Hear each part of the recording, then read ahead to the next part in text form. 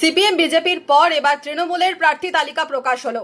17ই March একসঙ্গে রাজ্যের 291টি আসনে প্রার্থী তালিকা প্রকাশ করলো তৃণমূল কংগ্রেস। মুর্শিদাবাদের 22টি বিধানসভা আসনে তৃণমূলের প্রার্থী এবার কারা?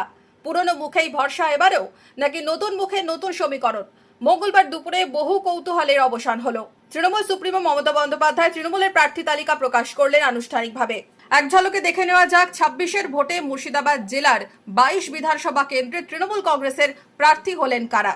বহরমপুর বিধানসভা কেন্দ্রে তৃণমূল প্রার্থী নারুগোপাল মুখার্জি, মুর্শিদাবাদ বিধানসভা কেন্দ্রে তৃণমূল কংগ্রেস প্রার্থী শাওনি সিংহ রায়, নবগ্রাম বিধানসভা কেন্দ্রে তৃণমূল কংগ্রেস প্রার্থী প্রণব চন্দ্র দাস, কান্দি বিধানসভা কেন্দ্রে তৃণমূল প্রার্থী অপূর্ব সরকার, বড়ুয়া বিধানসভা কেন্দ্রে তৃণমূল প্রার্থী প্রতিমা রজক, ভরতপুর বিধানসভা কেন্দ্রে তৃণমূল প্রার্থী মুস্তাফিজুর রহমান সুমন, বেলডাঙ্গা বিধানসভা কেন্দ্রে তৃণমূলের প্রার্থী রবিউল আলম চৌধুরী, রেজিনগরে তৃণমূল প্রার্থী আতাউর রহমান, নওদায় তৃণমূল প্রার্থী শাহিনা মমতাজ বেগম, ডোমকলে তৃণমূল কংগ্রেসের প্রার্থী প্রাক্তন আইপিএস হুমায়ুন কবির, জলঙ্গি বিধানসভা কেন্দ্রে তৃণমূলের প্রার্থী বাবর আলী, সাগরদিঘিতে তৃণমূল প্রার্থী বাইরন বিশ্বাস, রঘুনাথগঞ্জে তৃণমূল প্রার্থী আখরুজ্জামান, জঙ্গিপুরে তৃণমূল প্রার্থী জাকির হোসেন, ফারাক্কায় তৃণমূল প্রার্থী আমিরুল ইসলাম, রানীনগর বিধানসভা কেন্দ্রে তৃণমূল প্রার্থী সৌমিক হোসেন, লালগোলা বিধানসভা কেন্দ্রে তৃণমূল প্রার্থী ডক্টর আব্দুল আজিজ,